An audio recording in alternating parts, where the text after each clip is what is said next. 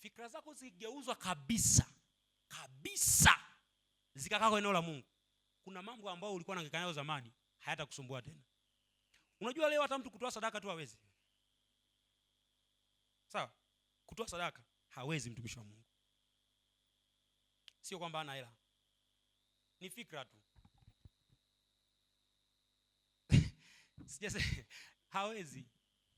Yaani kuwapa watu moja baridi moja moto kule mtaani anaweza, ila kutoa sadaka hawezi. Sio kwamba hana hela, ni fikra. Sasa wanatuibia hela. Shingapi? Buku. Unajua umaskini ndivyo unavyotokeaga.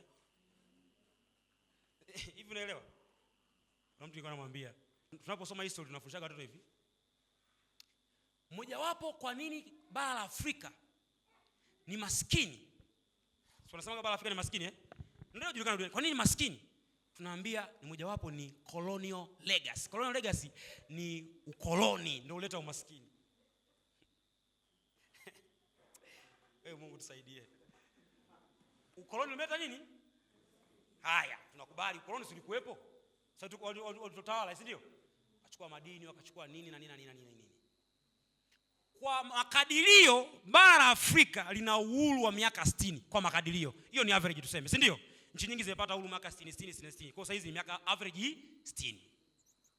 Sawa Miaka 60 mpaka leo, mmoja wapo ya sababu ambao unalalamikia kwa nini maskini ni ukoloni.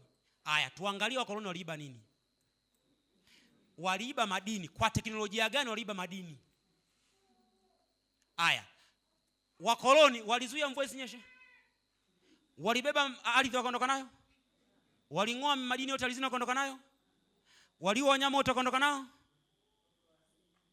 Sisi tunalaumu wakoloni.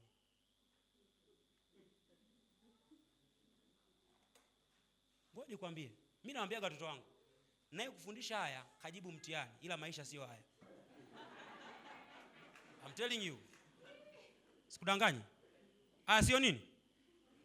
Mmoja wapo ya sababu kwa nini watu wanaendelea kuwa vile vile ni kutoa excuse mahali pasipo kutoa nini? Yaani kwa nini wewe ni maskini? Babangu hakunisomesha. It's fine. Baada ya hajakusomesha ilikuwaje? Kwa tangu na miaka 3 mimi naenda shule 7 8 9 10 30 40 50 unaniambia babangu hakunisomesha. Mimi ningesomaga mimi. Kwani mpaka uende sekondari vitu kusoma si vingi? Si kama unanielewa mtu wa Mungu. Kwa kuna namna watu wanafikiri vibaya.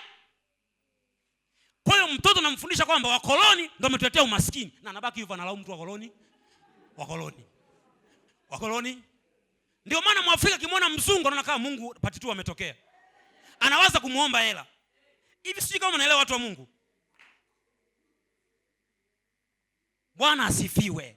Fikra zako lazima zikae kwenye kile ambacho Mungu anasema. Maandiko yanasema ukigeuzwa utayajua hakika mapenzi ya Mungu. Mungu anataka nini, uweje, ufanyeje ili uweje, utayajua. Tatizo unafikiri vibaya.